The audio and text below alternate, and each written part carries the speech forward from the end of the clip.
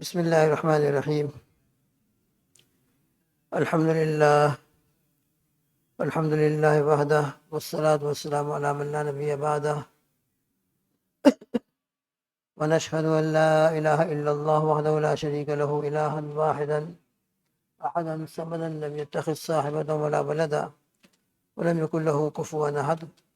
ونشهد أن سيدنا وشفيعنا وحبيبنا وسندنا ومولانا محمدا عبده ورسوله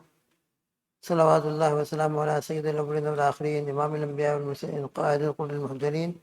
سيدنا محمد وعلى آله وأصحابه وأزواجه وأتباعه أجمعين وبارك وسلم تسليما كثيرا كثيرا كثيرا. أما بعد فأعوذ بالله من الشيطان الرجيم. بسم الله الرحمن الرحيم. وتحسبهم أيقاظا وهم رقود ونقلبهم ذات اليمين وذات الشمال وكلبهم باسط ذراعيه بالوصيد لو اطلعت عليهم لوليت منهم فرارا ولملئت منهم رعبا.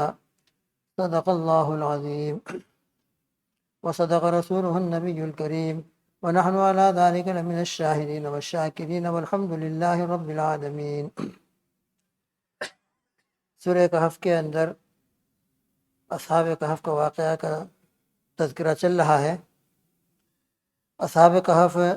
جب اپنے غار کے اندر چلے گئے تو اللہ سبحانہ و تعالی نے ان کی جو دعا تھی قبول فرمائی.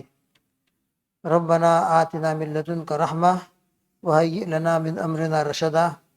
کہ اللہ آپ ہم کو اپنی طرف سے رحمت عطا فرمائیے اور ہمارے معاملے کو درست فرما دیجئے. چنانچہ جب وہ حضرات غار میں چلے گئے اور ان کو یہ خبر ملی کہ ہماری بہت انکوائری ہو رہی ہے اور باقاعدہ ہمارے نام وارنٹ جاری ہے، ہمارے گھر والوں کی تلاشی لی جا رہی ہے، ان کو مجبور کیا جا رہا ہے کہ ہم کہاں پر ہیں، ہمارا ان کو پتہ بتائیں، ان کا ایڈریس بتائیں. تو بیچارہ تملیخہ جو شہر میں گیا ہوا تھا پوری کیفیت آ کر انہوں نے اپنے ساتھی کو بیان کی. تو ساتھی بہت فکر مند ہوئے، اللہ کے سامنے سر وسجود ہو گئے اور دعا میں مشغول ہو گئے. بس اللہ سبحانہ و تعالیٰ نے فضربنا علی آذانہم فی الکہف سنین عددا. اللہ سبحانہ و تعالیٰ نے ان کو آرام کی نیند سلا دیا کہ کوئی ٹینشن ہی نہ رہے اور کوئی فکر ہی نہ رہے. اور سلایا کتنا سلایا، ان کی نیند کتنی بڑی ہوئی، کتنی لمبی، کتنی طویل. تو فرماتے ہیں آگے آیت شریف میں آ رہا ہے 309 سال. ایک دن، 2 دن، 4 دن، 5 دن نہیں، بلکہ 309 سال تک اللہ نے ان کو سلا دیا. اب 309 سال تک انسان سوتا رہا ہے. اب اس کی حفاظت اللہ سبحانہ و تعالیٰ نے ان کی حفاظت کے سامان مہیا فرمائے. کیونکہ انہوں نے دعا کی تھی کہ اللہ ہماری معاملے میں رہنمائی فرمائیے اور ہمارے معاملے کے اندر رہنمائی کے اندر اسباب مہیا فرمائیے، تو آپ کی رحمت بھی ہو اور ہمارے معاملے کی درستی کی بھی ہو. تو اللہ سبحانہ و تعالیٰ نے ان کی حفاظت کے اسباب پیدا فرمائے. اس سے پہلے والی آیت میں آ چکا ہے کہ ان کو سلایا تھا اور جس غار اور جس گوفے کے اندر جا کر انہوں نے پناہ لی تھی وہ فی فجوۃ من، وہ بہت اندر سے کشادہ تھا، چھوٹا سا نہیں تھا، آرام سے جا کر سو سکے اتنا بڑا وہ غار تھا. مگر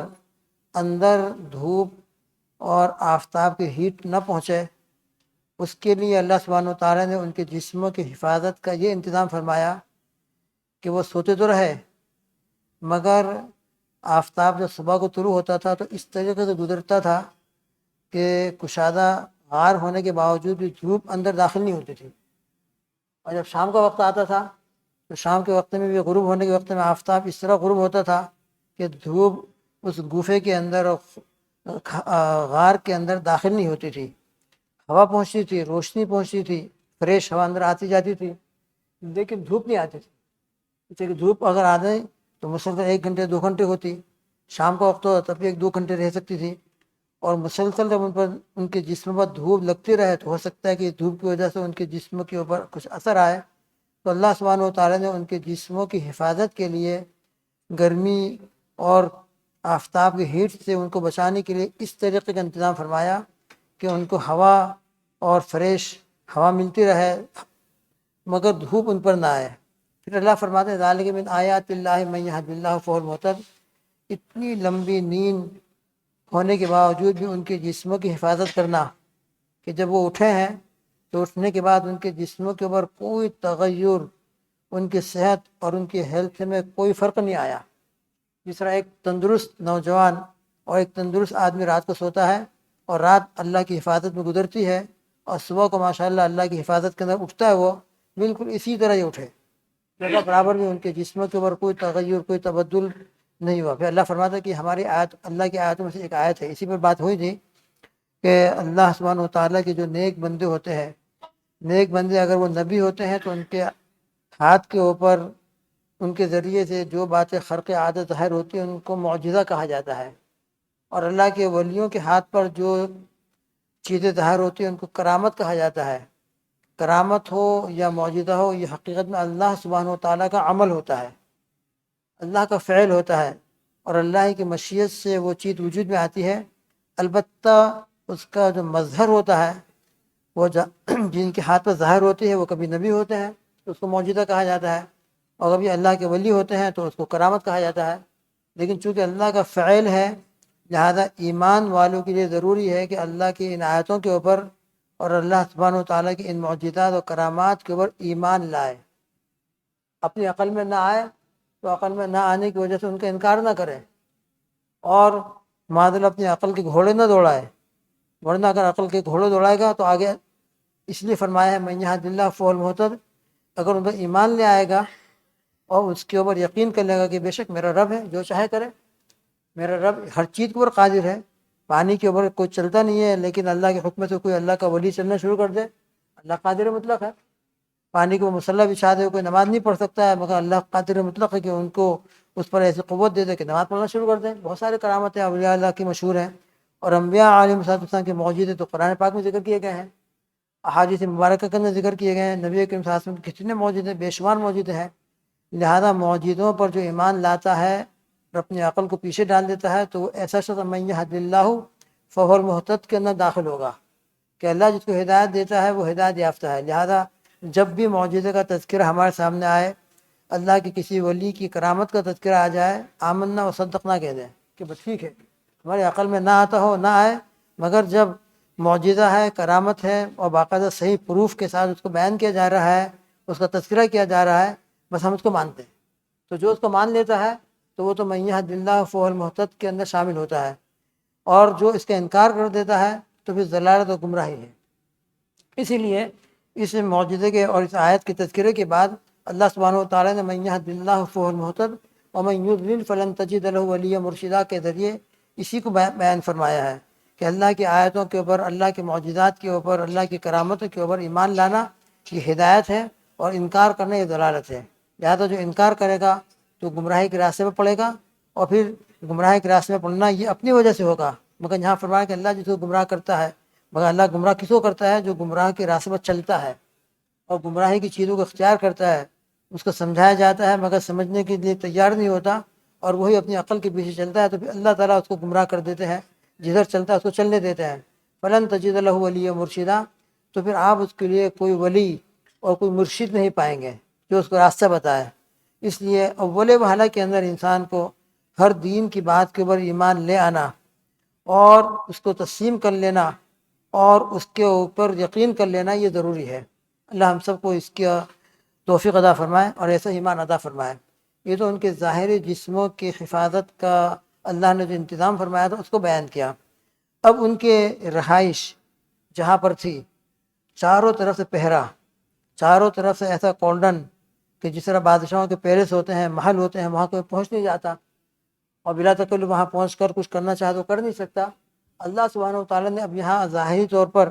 ان کے غار کا انتظام اور پہرے کا انتظام کیا فرمایا، آگے فرماتے ہیں وَتَحْسَبُهُمْ أَيْقَاظًا وَهُمْ رُقُودٌ وَنُقَلِّبُهُمْ ذَاتَ الْيَمِينِ وَذَاتَ الشِّمَالِ۔ اے مخاطب، تو ان کو اگر دیکھتا تو بیدار سمجھتا، جا کر اتفاق سے تو پہنچ جاتا وہاں پر، اور تو ان کو دیکھتا تو بالکل تو یہ گمان کرتا کہ تو بیدار ہے۔ وہ رقود، حالانکہ وہ سوئے ہوئے تھے، حالانکہ وہ سوئے ہوئے ہیں۔ یہ کس طرح سوئے ہوئے ہیں پھر تم ان کو دیکھو کہ بیدار ہیں؟ تو علماء مفسرین نے اس میں دو قول بیان فرمائے۔ ایک قول یہ بیان فرمایا ہے کہ وہ سوئے ہوئے تو تھے مگر ان کی آنکھیں کھلی ہوئی تھی، لہذا کوئی دیکھتا جا کر اگر اتفاق سے پہنچ جائے وہاں پر تو ان کی آنکھوں کو دیکھ کر یہ یقین کرتا کہ یہ تو سوئے ہوئے نہیں جاگے ہوئے ہیں۔ لہذا جب جاگے ہوئے انسان ہوتا ہے تو انسان اس پر کوئی حملہ نہیں کرتا، اس کو تکلیف نہیں پہنچاتا اور اس کو تکلیف پہنچانے کی کوشش نہیں کرتا۔ لہذا کوئی ان کو تکلیف نہ پہنچائے، کوئی ان کو پریشان نہ کرے، کوئی ان کو اوپر حملہ نہ کرے، تو اللہ سبحانہ و تعالیٰ نے ان کی حفاظت کا ایک مزید طریقہ اختیار کیا کہ اگر کوئی تلاش کرتے کرتے وہاں پہنچ بھی جائے اور غار کے اندر اگر داخل بھی ہو جائے اتفاق سے، تو پہنچنے کے بعد اس کو ایسا اندازہ ہوگا جو سب جاگے ہوئے لوگ ہیں، لہذا جب جاگے ہوئے تو بھاگ جائیں گے وہ لوگ، حالانکہ حقیقت میں سوئے ہوئے تھے۔ تو ایک قول یہ ہے کہ ان کی آنکھیں کھلی ہوئی تھی، اور دوسرا قول یہ ہے کہ ان کی آنکھیں بند تھی، جیسے کہ سونے کی حالت میں انسان کی آنکھیں بند ہو جاتی ہے، لیکن نیند کی حالت میں انسان کی ایک کیفیت ہوتی ہے کہ اس کیفیت کو دیکھ کر انسان سمجھتا ہے کہ سویا ہوا ہے، جسم کے اندر اس کے اعضاء جو ہوتے ہیں بالکل ڈھیلے ہو جاتے ہیں اور بعض مرتبہ خراٹے شروع ہو جاتے ہیں، اس قسم کی کیفیت شروع ہو جاتی ہے کہ انسان دیکھ کر یہ سمجھ لیتا ہے کہ تو سویا ہوا ہے، لیکن ان کے سونے کی حالت ہونے کے باوجود بھی ایسی کوئی کیفیت نہیں تھی، جسم ڈھیلا نہیں ہوا تھا، کوئی آواز نہیں تھی، لہذا کوئی دیکھنے والا تو یہی سمجھے کہ بس ایسے لیٹے ہوئے ہیں اور جاگے ہوئے ہیں۔ غرض مقصد یہ تھا کہ کوئی ان پر آگاہ تسلط نہ کرے، کوئی ان کو پریشان نہ کرے اور کوئی ان کو تکلیف نہ پہنچائے، تو رب ذوالجلال نے ان کی سونے کی حالت کے باوجود بھی یہ کیفیت رکھی کہ مخاطب اگر تو پہنچ جاتا وہاں دیکھتا ان کو جا کر تو ان کو بیدار گمان کرتا کہ جاگے ہوئے ہیں، حالانکہ وہ ہم رقود وہ تو سوئے ہوئے تھے۔ ایک بات یہ، اور پھر یہ کہ ہم نے ان کے جسم کی حفاظت کا ایک اور انتظام فرمایا، ایک ہی کروٹ کے اوپر چیت ہو یا دائیں کروٹ پر ہو یا بائیں کروٹ پر ہو، انسان لیٹا رہے تو بھی لیٹے اس کا جسم بعض مرتبہ مٹی کا اثر اس پر آ جاتا ہے، اور بعض مرتبہ ایک حیت پر لیٹنے کی وجہ سے اس کے جسم کے اندر کچھ چاندے پڑ جاتے ہیں، کچھ پھنسیاں نکل آتی ہیں، کچھ دانے نکل آتے ہیں، تو فرماتے کہ ہم نے اس سے بچاؤ کے لیے انتظام کیا۔ کیا انتظام کیا؟ وَنُقَلِّبُهُمْ ذَاتَ الْيَمِينِ وَذَاتَ الشِّمَالِ، اور ہم ان کو پلٹتے رہتے تھے دائیں طرف اور بائیں طرف۔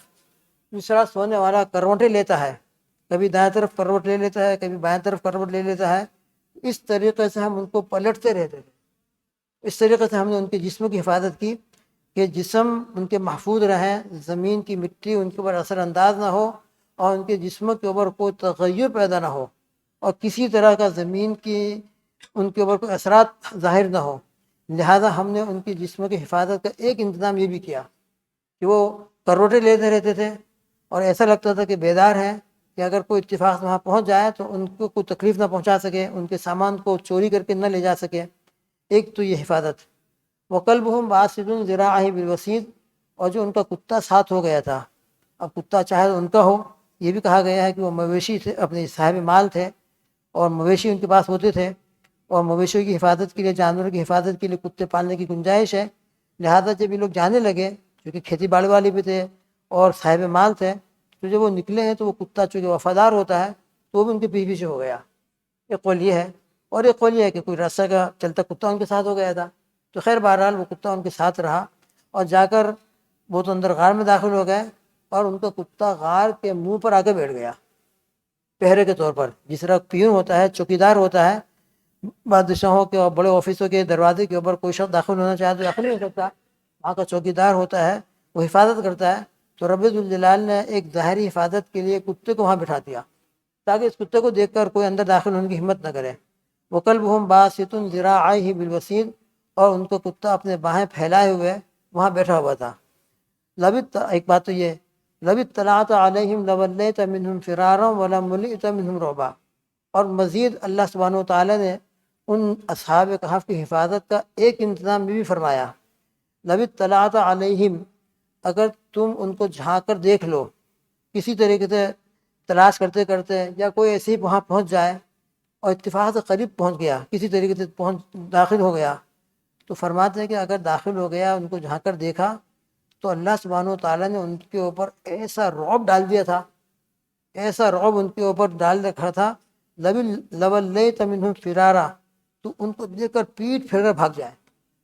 وہاں ٹھہرنے کی بھی ہمت نہ کرے۔ ایسا رعب، ایسا دہشت ان کو دیکھنے کے نتیجے میں تم پر طاری ہوگی، وَلَمُلِئْتَ مِنْهُمْ رُعْبًا، اور تمہارے دل ان کے رعب سے بھر جائے۔ تو رب ذوالجلال نے ان کی حفاظت کے لیے یہ تمام اسباب مہیا فرمائے کہ دھوپ سے ان کی حفاظت فرمائی اور کوئی ان تک پہنچ نہ سکے، تو اس طریقے سے ان کو رکھا کہ وہ لیٹے ہوئے ہیں، سو رہے ہیں، مگر دیکھنے والا یہ گمان کرے کہ تو بیدار ہے، اور مزید چاروں طرف سے جلال اور جمال کا ایسا پہرا بٹھا دیا کتے کے ذریعے بھی اور جلال کے ذریعے سے بھی کہ اگر کوئی ان کے پاس پہنچنا چاہے تو پہنچ نہیں سکے، اور اگر پہنچ بھی جائے تو ایسی دہشت اس پر طاری ہو کہ وہاں ٹھہرنے کی ہمت ہی نہ ہو، اور وہاں ٹھہر کر ان کے بارے میں کچھ تسلط کرنا چاہے، ان کو تکلیف پہنچانا چاہے تو اس کا موقع اس کو نہ ملے، ایسا اس کی دہشت اس کے دل پر طاری ہو جائے گی کہ وہ بھاگ جائے گا۔ چنانچہ 309 سال تک وہ محفوظ رہے، ان پر کوئی مسلط نہیں ہو سکا، کوئی تکلیف نہیں پہنچا سکا، اور آرام کی نیند اللہ پاک نے ان کو سلائے رکھا۔ یہ اللہ سبحانہ و تعالیٰ کا انتظام اور ان کی حفاظت، جو انہیں دعا فرمائی تھی ربنا ہب لنا من لدنک رحمہ وہیئ لنا من امرنا رشدا، یہ بہت عجیب و غریب دعا ہے۔ انسان کو جب مشکلات ہوں، پریشانیاں ہوں، تو یہ دعا مانگے، اللہ کی طرف متوجہ ہو، تو انشاءاللہ اللہ تعالیٰ اس کے معاملے کو آسان فرمائیں گے اور اس کی پریشانی کی دور ہونے کے انتظامات فرمائیں گے۔ تو خیر بہرحال 309 سال تک سوتے رہے۔ اب یہاں ایک سوال ہوتا ہے، وَكَلْبُهُمْ بَاسِطٌ ذِرَاعَيْهِ بِالْوَصِيدِ، کہ کتے کے پالنے کے بارے کے اندر اشارتاً جواب تو آ گیا ہے، لیکن صراحتاً کہ کتا کا پالنا تو حدیث میں اس کی ممانعت آئی ہے۔ حدیث میں آتا ہے کہ جس گھر کے اندر کتا شوقیہ پالا گیا، شوقیہ، اگر گھر کی حفاظت کے لیے کوئی کتا پالے، جانور کی گھر کی حفاظت نہیں، جانور کی حفاظت کے لیے، یا پھر یہ کہ وہ شخص شکار کرتا ہے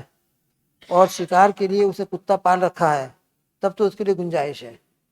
وہ اپنے گھر کے اندر کتا رکھ سکتا ہے۔ لیکن خالی ایسے شوق کے لیے پال رہا ہو تو فرماتا ہے کہ جس گھر کے اندر شوق یا کتا پال کر رکھا گیا ہو، اس گھر کے اندر رحمت کے فرشتے داخل نہیں ہوتے، اور اس کی نیکیوں میں سے روزانہ 2 قیرات کم ہوتے رہتے ہیں۔ وہ اعمال کرتا رہتا ہے مگر اس کی نیکیوں میں سے 2 قیرات کم ہوتے رہتے ہیں۔ اس لیے شوقیہ کتا پالنا شریعت کے اعتبار سے بالکل جائز نہیں ہے۔ البتہ مویشی ہو، جانور ہو، کھیت ہو، کھیت کی حفاظت کے لیے کوئی شخص پالے تو اس کے لیے گنجائش ہے۔ کوئی شکار کرتا والا ہو اور شکاری کتا اپنے پاس رکھے اس وجہ سے، تو اس کے لیے گنجائش ہے۔ تو اب یہاں ان کا کتا ان کے ساتھ تھا، تو اس کا ایک جواب تو یہی ہے کہ ہماری شریعت کا حکم ہے، ہو سکتا ہے کہ جس شریعت کے لوگ پابند ہو ان کے اندر یہ حکم نہ ہو۔ اور دوسرا جواب یہ ہے کہ یہ خود صاحب مال تھے، صاحب مویشی اور کھیت والے تھے، تو ان کا کتا ان کے ساتھ تھا، اور چونکہ جب یہ لوگ نکلنے لگے تو کتا وفادار ہوتا ہے تو ساتھ ساتھ ہو گیا ہو۔ بہرحال یہاں اللہ سبحانہ و تعالیٰ نے ان کے کتے کا تذکرہ فرمایا۔ ابن عطیہ رحمۃ اللہ علیہ فرماتے ہیں کہ ان کے والد محترم بیان فرماتے تھے کہ ابو الفضل ایک بہت بڑے محدث ہیں، مصر کی جامع مسجد کے اندر ممبر پر بیٹھ کر بیان فرما رہے تھے، اور یہی آیتوں کی تفسیر کر رہے تھے کہ دیکھو اللہ سبحانہ و تعالیٰ نے اصحاب کہف کے کتے کا تذکرہ قرآن پاک میں کیا۔ اصحاب کہف کے کتے کا تذکرہ کیوں قرآن پاک میں آیا؟ نیک لوگوں کی صحبت میں تھا، وہ اولیاء اللہ کی صحبت میں بیٹھا وہ، تو اولیاء اللہ کی صحبت میں بیٹھنے کی برکت سے کتے کا بھی یہ مقام اللہ نے دے دیا کہ اس کا تذکرہ باقاعدہ قرآن پاک میں فرمایا۔ تو جب ایک جانور کو اللہ سبحانہ و تعالیٰ اولیاء اللہ کی صحبت کی برکت سے یہ مقام دے سکتے ہیں، ایک جانور ہے لیکن اولیاء اللہ کی نیک لوگوں کی صحبت میں رہا، تو نیک لوگوں کی صحبت میں رہنے کی برکت سے اللہ نے اس کو یہ مقام عطا فرمایا کہ قرآن مجید میں اس کا تذکرہ فرمایا۔ اس کے بعد فرماتے ہیں کہ اب تمہارا کیا گمان ہے کہ وہ مومنین موحدین جو اللہ پر ایمان رکھتے ہیں، اللہ کی توحید کے قائل ہیں، وہ جب اولیاء اللہ کے پاس جا کر بیٹھیں گے اور اولیاء اللہ کی صحبت، نیک لوگوں کی صحبت اختیار کریں گے، تو بتلاؤ ان کا کیا مقام ہوگا۔ اس لیے اہل اللہ کی صحبت اور اہل اللہ کے مجلسوں میں جا کر بیٹھنا، ان کے ساتھ تعلق رکھنا، یہ بہت ہی انسان کے لیے مفید بھی ہے، نافع بھی ہے، دنیا میں بھی اور آخرت کے اندر بھی۔ حضرات صحابہ کو جو مقام صحابیت ملا ہے وہ کس وجہ سے ملا ہے؟ نبی کریم صلی اللہ تعالیٰ علیہ وآلہ وسلم کی صحبت کی برکت سے، کہ اللہ کے نبی صلی اللہ علیہ وسلم جو تمام کے تمام انبیاء علیہ السلام کے سید الاولین والآخرین ہیں، لہذا آپ صلی اللہ تعالیٰ علیہ وسلم کی صحبت کے اندر جو حضرات صحابہ آ کر بیٹھ گئے تو اللہ نے ان کو وہ مقام عطا فرمایا، وہ مقام عطا فرمایا، وہ مقام عطا فرمایا کہ ان کے بعد قیامت تک اپنے زمانے کا کوئی بڑے سے بڑا غوث قطب ہو، بڑے سے بڑا کوئی اللہ کا ولی بن جائے، لیکن ادنا سے ادنا درجے کے صحابی کے مقام کو نہیں پہنچ سکتا۔ یہ مقام صحابہ ان کو کیوں ملا ہے؟ صحبت کی برکت سے۔ تو معلوم ہوتا ہے کہ اولیاء اللہ کی صحبت انبیاء علیہ السلام تو بہت اونچے ہیں، تو بہت اعلیٰ مقام رکھتے ہیں۔ ان کے بعد جو ان کے نائبین ہیں اور ماشاءاللہ نیک ہیں، ولی ہیں، اللہ کے نیک لوگ ہیں، تو ان کی صحبت کی برکت سے بھی اللہ سبحانہ و تعالیٰ انسان کو بہت اعلیٰ مقام عطا فرماتے ہیں، اصلاح ہوتی ہے، قلب کا تزکیہ ہوتا ہے، ان کی صحبت کی برکت سے عمل کی توفیق ملتی ہے اور زندگیاں بدلتی ہے، اور ماشاءاللہ اللہ کی معرفت، اللہ کی محبت پیدا ہوتی ہے، اللہ کے پیارے حبیب صلی اللہ علیہ وسلم کا عشق پیدا ہوتا ہے، اور آج تک جو دین چلا آ رہا ہے یہ صحبت ہی کی برکت سے چلا آ رہا ہے، سینہ بسینہ۔ ایک علم وہ ہوتا ہے جو انسان کتابوں سے حاصل کرتا ہے، اور ایک علم وہ ہوتا ہے جو سینہ بسینہ چل رہا ہے۔ جو سینہ بسینہ علم چل رہا ہے وہی صحبت کے ذریعے چل رہا ہے۔ لہذا کبھی ہم اپنے آپ کو ہم اولیاء اللہ کی اور نیک لوگوں کی صحبت سے اپنے آپ کو مستغنی نہ سمجھیں کہ میں تو بہت بڑا ہوں، میں تو بہت بڑا ماشاءاللہ کتابوں کا مطالعہ کرتا ہوں، یہ کرتا ہوں وہ کرتا ہوں، اپنی جگہ پر ہے ماشاءاللہ، آپ کتابیں دیکھتے ہو وغیرہ، لیکن اولیاء اللہ کی صحبت اس کا ایک خاص اثر ہے اور اس کی خاص تاثیر اللہ نے رکھی ہے۔ لہذا نیک لوگوں کی صحبت میں جانا اور اللہ والوں کی صحبت میں بیٹھنا یہ انسان کے لیے بہت ضروری بھی ہے اور بہت مفید بھی ہے۔ ہمیشہ اس کا اہتمام کریں، جیسے کہ ہم نے گزشتہ مجلس میں سنا کہ اپنے بچوں کو ہم اولیاء اللہ کے نیک لوگوں کے پاس لے جانے کا اہتمام کریں۔ جب بھی ہمارے شہر کے اندر یا کسی جگہ پر ہم کو معلوم ہو کہ اللہ کا ولی آیا ہوا ہے، جماعت آئی بھی ہے، تو ان کے پاس خود بھی حاضر ہوں، اپنے بچوں کو بھی وہاں لے جائیں، ان کی صحبت میں رکھیں اور ان کی صحبت میں بٹھانے کا ان کو تاکید کریں، تو انشاءاللہ اس صحبت کی برکت سے ان کے دلوں کے اندر ایمان کا نور داخل ہوگا اور اللہ کے محبت پیدا ہوگی، اللہ کے نبی صلی اللہ علیہ وسلم کی صحبت اور اپنے محبت پیدا ہوگی۔ صحبت کی برکت سے انشاءاللہ ان کی زندگی میں بہت کچھ تبدیلی آئے گی۔ فرماتے ہیں پسر نو باب بدان بنشست خاندان نبوتش گم شد۔ حضرت نوح علیہ السلام کا بیٹا ہے، نبوت کے خاندان میں پیدا ہوا ہے، نبی کے گھر میں رہتا ہے، مگر اس کی صحبت بری ہو گئی، نیک لوگوں کے بجائے برے لوگوں کے ساتھ بیٹھنا شروع کر دیا۔ قرآن مجید میں اس کا تذکرہ فرمایا۔ حضرت نوح علیہ السلام کا جہاں تذکرہ آتا ہے ان کے بیٹے کا بھی تذکرہ بھی آتا ہے، تو ان کا بیٹا جو ہے برے لوگوں کی صحبت کے نتیجے کے اندر جب طوفان نوح آیا ہے تو وہ غرق ہو گیا۔ تو برے لوگوں کی صحبت کے نتیجے کے اندر نبوت کا خاندان ہونے کے باوجود بھی نبوت کی جو برکتیں اور نبوت کی جو رحمتیں ہوتی ہیں وہ اس کو حاصل نہیں ہو سکی۔ اور آگے فرماتے ہیں، حضرت شیخ سعدی کا یہ شعر ہے، سگے اصحاب کہف روزے چند، سگے اصحاب کہف روزے چند، پے نیکا رفت مردم شد۔ کہ اصحاب کہف کا کتا ہے، ڈوگ ہے، لیکن جب وہ چند دن نیک لوگوں کی صحبت میں رہا تو وہ نیک ہو گیا۔ مطلب یہ ہے کہ نیک ہونے کا مطلب یہ ہے کہ اللہ سبحانہ و تعالیٰ نے اس کو ایک مقام دے دیا اور رب ذوالجلال نے صحبت کی برکت سے اس کا تذکرہ قرآن پاک میں فرمایا۔ لہذا نیک لوگوں کی صحبت اختیار کرنا انسان کے لیے بہت ضروری ہے اور بہت فائدے ہیں۔ نیک لوگوں سے محبت کرنا یہ بھی بہت ضروری ہے،